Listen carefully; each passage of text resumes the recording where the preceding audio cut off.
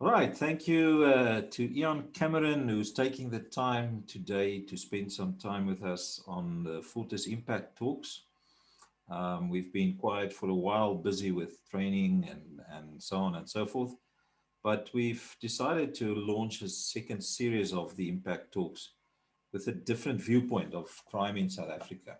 Now, Ian doesn't need any introduction. I think most of the people in South Africa will know Ian and the work he's done previously.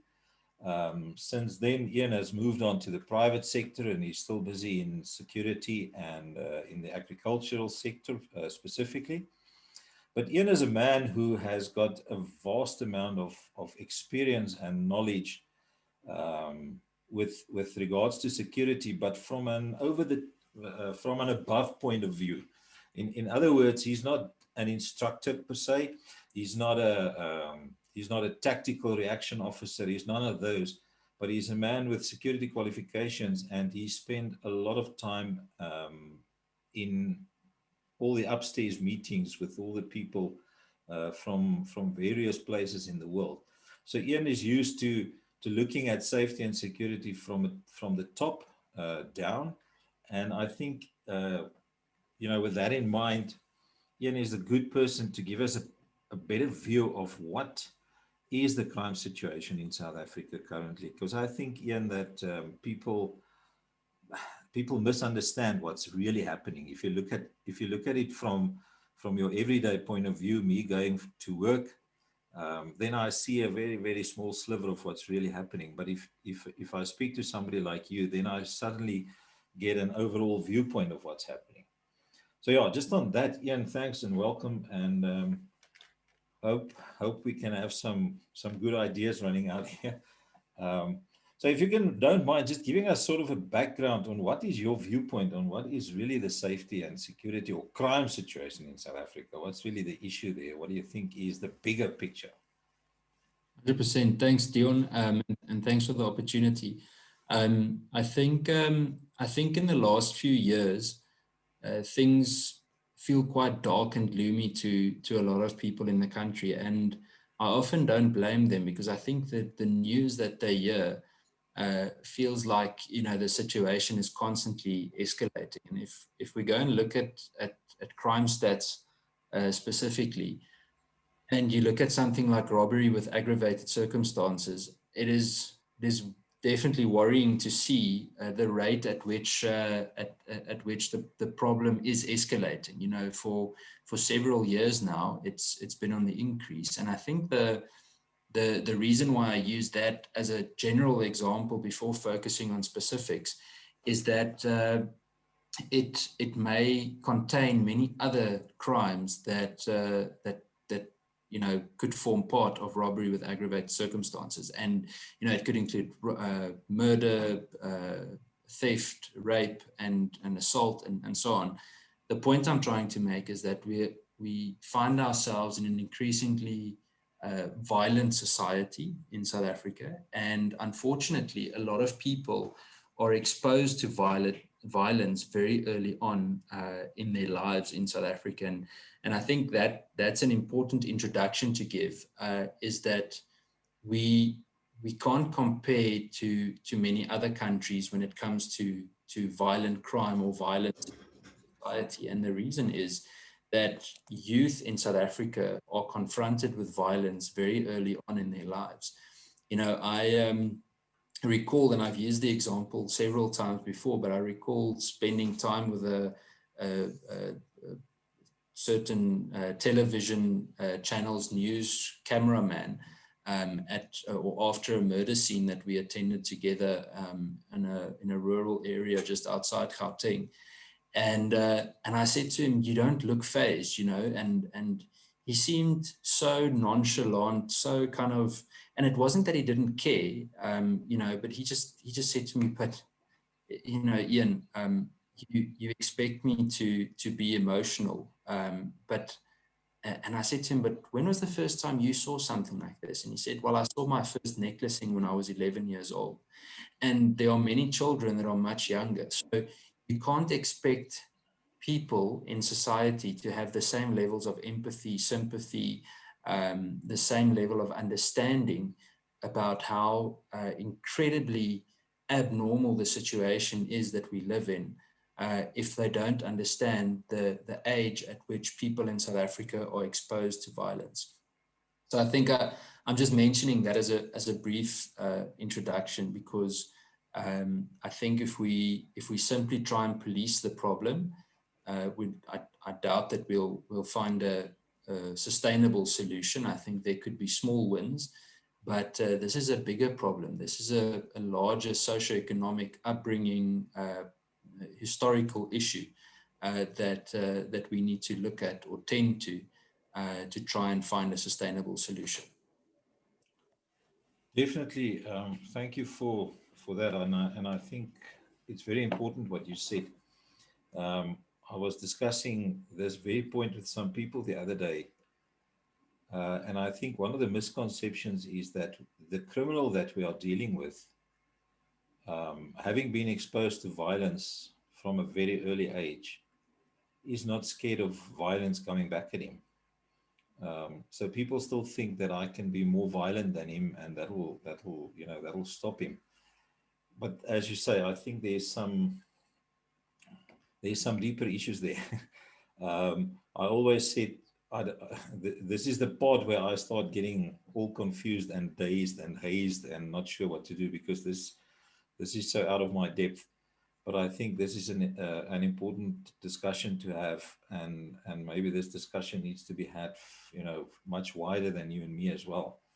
Because how do we address this? Because obviously, at the end of it, we're sitting with a government who's not doing anything about it. And as long as the government isn't doing anything about it, then what next? Yeah, absolutely. I think to add to that, I think we find ourselves in a situation where even if some government officials are trying to do something about it, the backlog in terms of skills and training and competency is so big, and it's got such a long reach that it feels almost impossible to catch up again. And I think that's where the important point comes in, that without sounding pessimistic, and I'm really saying it in a positive light, we are on our own. And I think we need to use the opportunities where we can cooperate well with government to our advantage.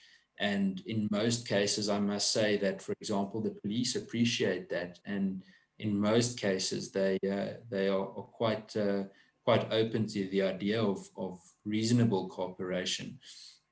And obviously the same counts with the private security industry. But I need to emphasize that the general citizen in South Africa shouldn't expect that when they phone a number or press a panic button that everyone's going to come running to them to assist.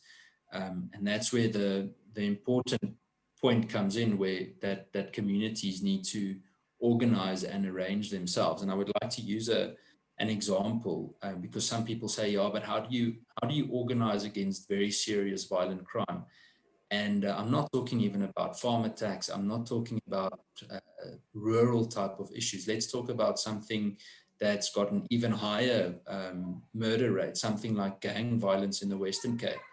If you look at gang violence in the Western Cape, it's a major crisis, with many children even getting killed in the crossfire. So what the Western Cape community started doing, specifically in the Cape Flats areas, they started people's buses, and it's literally a bus formation that a part of the community walks, where the parents and elders in the community walk around the children, and they escort children to school in the morning to prevent children getting killed in the crossfire between gangs. And I'm using such an extreme example because it shows how possible it is, and how simple some solutions could be, just as long as you motivate the community in the right way. And I think if we start using that as an example, the creativity that we have amidst or amongst us is so much that we can really do quite a lot without really taking too many risks, and without getting in conflict with the law. to protect ourselves in a very violent country. Definitely. I think I think the first point that people need to understand is that we are on our own, as you said. Either we do something or nothing's going to be done. So people still expecting the police or the government to do something. I think they are in a bit of a slumber and they should maybe just sort of wake up out of that. And then the second thing is, obviously, then what can we do? Now, the example you've just given is, I think, a prime example of what can be done if a community sort of gets together and does it. Because I always say to people, once you realize you're on your own, you've got one of two options. Either you get on a plane and go somewhere, well, not now, but when planes fly again. And most of the people can't. Most of the people, this is where they are. They are sort of stuck here. They're going to stay in South Africa. This is their home. So what do you then do? Instead of sitting back and going all ostrich about it, we need to, as communities, start getting together and working together. So just on that point, you guys are busy with a project currently, and I think it's worth mentioning, if you don't mind, where if I can describe it, instead of building a castle with gates and a moat around it and keeping everybody out, you guys are sort of working a Hearts and Minds campaign with the local community and in conjunction with the local community. And it seems as if you are getting excellent results there. And you shed some light on that, if you don't mind. I think I think it's very important that communities try and follow an approach where everyone can be part of the solution, and it shouldn't be one at the cost of another, and where there's a value chain or a value proposition to all aspects of the community to form part of a larger social success. So in other words, if I'm patrolling around a rural area at night, it's good to be able to go and assist in an urban area where people might not have the resources to get the emergency help that they need. That might sound like a simple example, but I think the point is that if we do that and you've got that type of value proposition to all aspects of the community, I think you can get reasonable success. You'll still have opportunistic, violent criminals that come in, but it's at a far lower rate. If you go and look at the Eastern Cape example many years ago, you and I have spoken about it before. When taxi associations started joining up in the fight against crime in terms of patrols, it had a huge impact on curbing stock theft.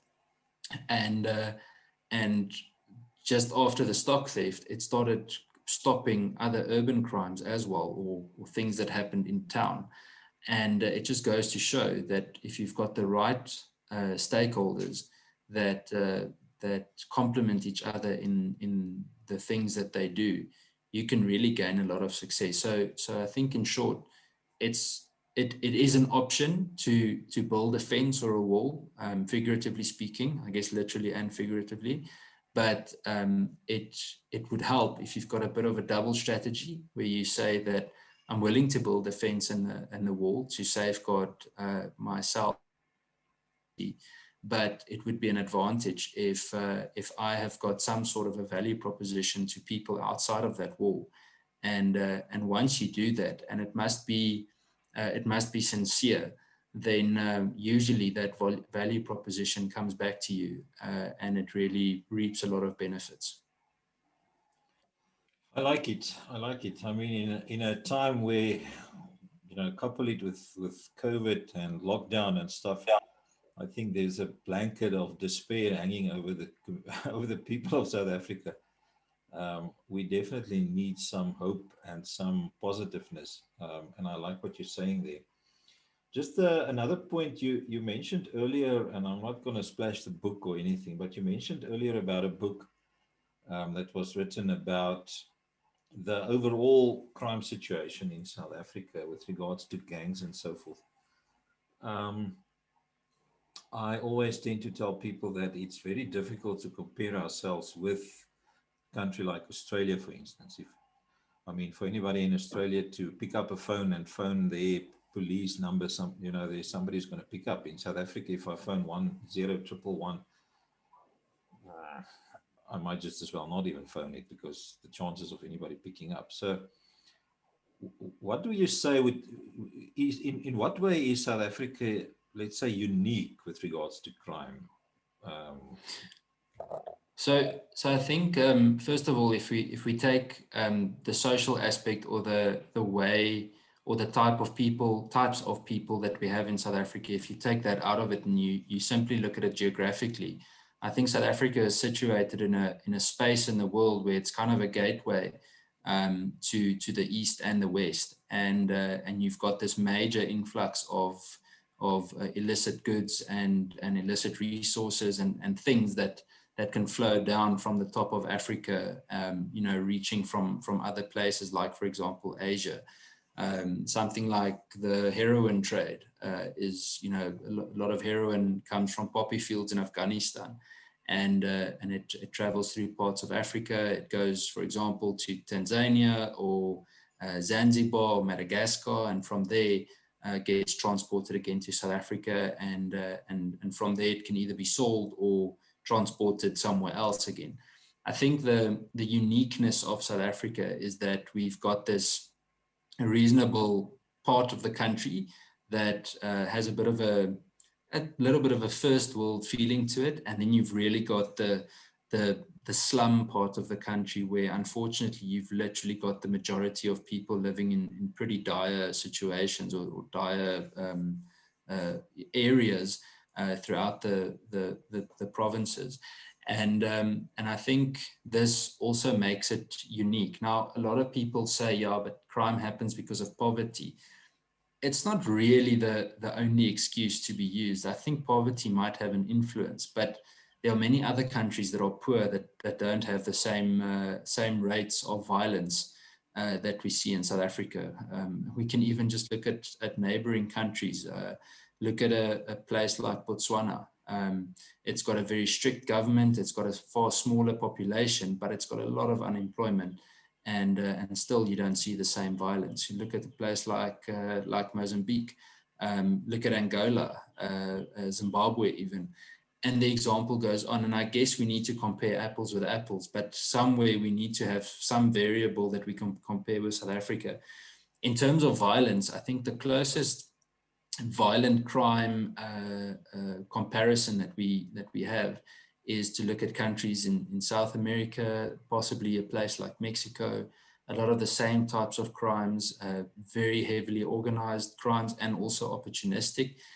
In South Africa, between, I must try and remember the figures now, but I think it's between about 2013, 14 and 2020, it's estimated that we have more or less 1,000 very strong syndicates that operate in the country.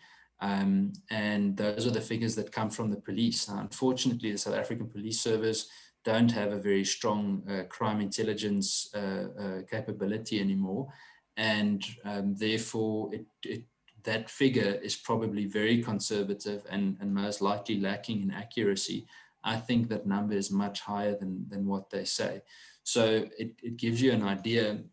And I think we shouldn't underestimate the amount of organized crime, or how well it's organized transnationally as well. Literally where gangs or syndicates in South Africa very often and very deliberately are able to trade and communicate with other international syndicates or gangs, and how they trade goods to buy and sell from each other as well, to benefit whatever the thing is that they're doing. An example is in the Western Cape with gangs. In the Western Cape, very often we've got Chinese organized crime groups or syndicates or gangs that won't trade in money or cash anymore. They trade with the ingredients that you need for something like tick or other drugs that you can produce, and they give that, and the gangs give them abalone in return. And, the examples go on. But I think the point I'm trying to make is that we've got an incredibly well-organized criminal underworld in South Africa. And as police capabilities deteriorate, the growth in that crime capacity is increasing. And it's important to take note of. I think also something that's important to mention, and I'm not an expert on the topic, but human trafficking has started playing a major role in South Africa, and it's definitely on the increase. And since a lot of the specialized units that government had access to, specifically in the police, were dismantled, we see that a lot of these more specialized types of crimes, like, for example, human trafficking, or let's say, for example, cash in transit heists, farm attacks for that matter, might increase, or similar crimes might increase as these syndicates just become more professional. I think the last thing I would like to mention is that our lack of decent border patrol or control allows for a large influx of people from elsewhere that illegally come into the country and commit crimes, and they're actually ghosts because there's no record of them. And if you look at, for example, Mozambican criminals that operate in South Africa, they used to often be involved in, or you used to reasonably often hear of them getting arrested, or I was even involved in cases where they were arrested for a farm attack or for some other form of robbery. And then now suddenly you don't really hear that anymore, but you often see that they're involved in cash and transit heists or in rhino poaching. So, they've actually, certain groups have started building a criminal career where they've actually advanced their career over time due to the space that they have available in a place like South Africa. All fun and games. So, Jan, you guys have got a website and a Facebook page and everything where you actually give a variety of articles and overview and let's call it tips and tricks to the public on what to do. And I will obviously have that link somewhere in the video once we've edited this thing. So just check for that link, and then in the description as well. But having painted this picture of South Africa, what can the normal man on the street and the woman on the street do today to safeguard themselves? So I think the first important thing is involvement. And when we started with firearms.co.za, the idea was to create a platform where people don't feel that they need to belong to a larger body or be a member of something, but that the average citizen that is a law-abiding citizen can actually have access to not only a firearm, but the relevant training and the relevant guidance to how they can use it to their advantage. And I think it's so relevant. We're actually speaking on Freedom Day, and I think it's so important to emphasize that a legally armed citizen is usually a free citizen, and it's someone that can take responsibility for their own safety and even the safety of parts of their community. So I think the first factor is involvement. I think it's very important that that people get involved in community structures, whether it's neighborhood watches, farm watches, community policing forums, all three of them. It's crucial that they get involved in those structures. And even, in some places you've got chambers of commerce or business forums in certain areas that have a portfolio for crime or criminal activities, and it's important that they even get involved in that. And as soon as people just start communicating their observations in terms of crime, it usually starts snowballing, and initiatives start popping up of what and how the private sector and specifically the public can go about fighting crimes within the framework of the law. So the first thing is involvement. I think the second thing is not only speaking, but actually doing. So if you have an opportunity, even if it's once a month, to go on patrol in your community and be part of a radio network or some form of a communication network, do that, because every little bit of an eye or an ear that's available to keep a lookout for the community actually just broadens that safe zone that you can operate in. And I think the third thing then is to go look at training. You know, it's all good and well that people are then involved, but what do they actually do in a space where they can't get away from the criminal? Because obviously we don't want people to get hurt. And now they are confronted and they need to do something. It's either that or they might not survive. What do they do in that situation? And that's where training comes in. I mean, you guys do a lot of training, and it's that principle of knowing that there is more than enough, or there's ample space within legislation for you to do something, and you need to take up that right. And especially when we look at, for example, you know, we always hear this whole big buzz about violence against women and children, but we hardly ever hear about women really actively taking part. And I see now in the last few months there's a bit of an increase in social media. I see with your training as well, where we're really encouraging women to take part in this, and I can't praise that enough. So I think if you've got those three things, you take involvement, participation, and training, and you take those three things, it will make a major difference.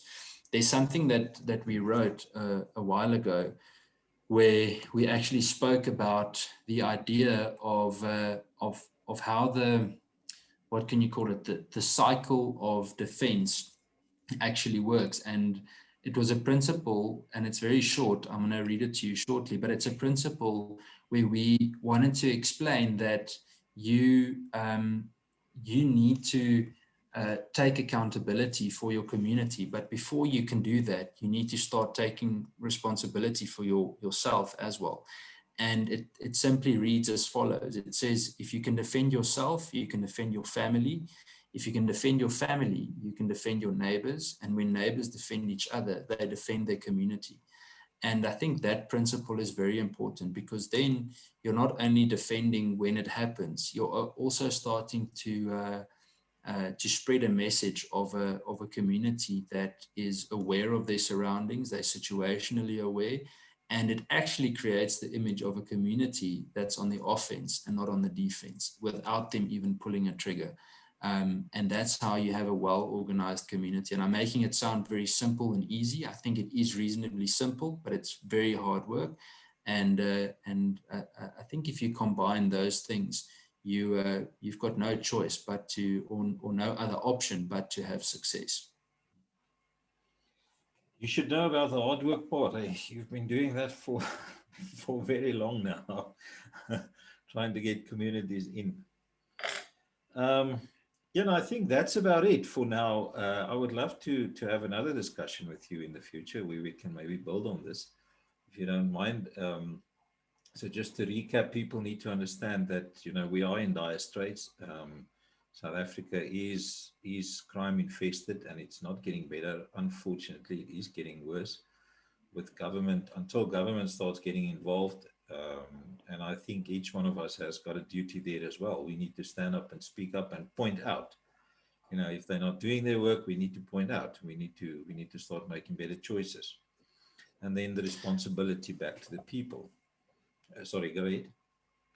Absolutely. I just wanted to actually agree with what you're saying. I think if we start taking responsibility for our own safety, everything else will happen from there. But as soon as we realize that we need to look after ourselves, and that we need to work together to find a sustainable answer, then everything else will develop naturally. But I think if we don't get away or move away from the mindset that we are completely government dependent, then I think we're going to have a problem. And that doesn't mean to say we don't want to work with government. In fact, we would encourage people to work with government.